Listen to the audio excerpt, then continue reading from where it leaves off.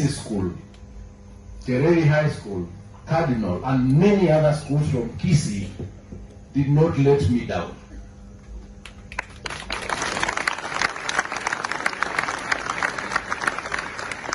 Can you imagine if, as a Minister of Education, the schools in your area do very badly?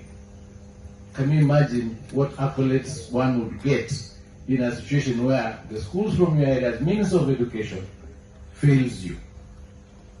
It would be a very bad day, isn't it? Yes. So I'm so happy to be here today, because last year when I was appointed, I came here and went to Tereri High School. I had a meeting with the principals and some leaders.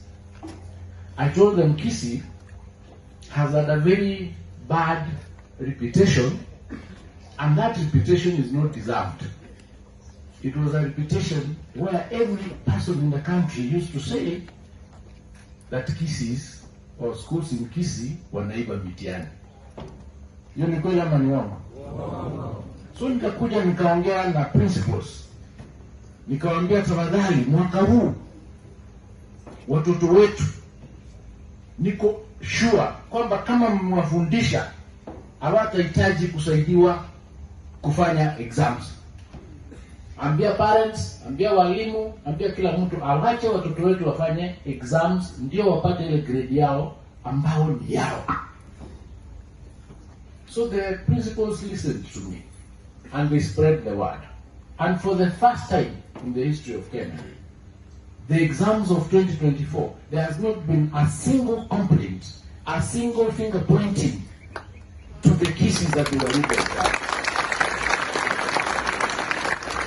So I am a very proud Minister of Education that we were able to pull that off, and we have changed that narrative.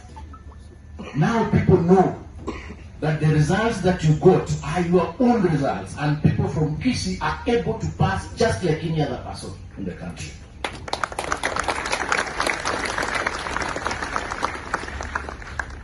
For the first time in the country, we did not whatsoever moderate the exams.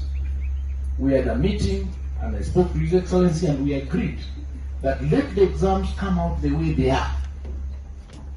And if the numbers are higher than we can accommodate, let it become the government's problem on how to accommodate the students.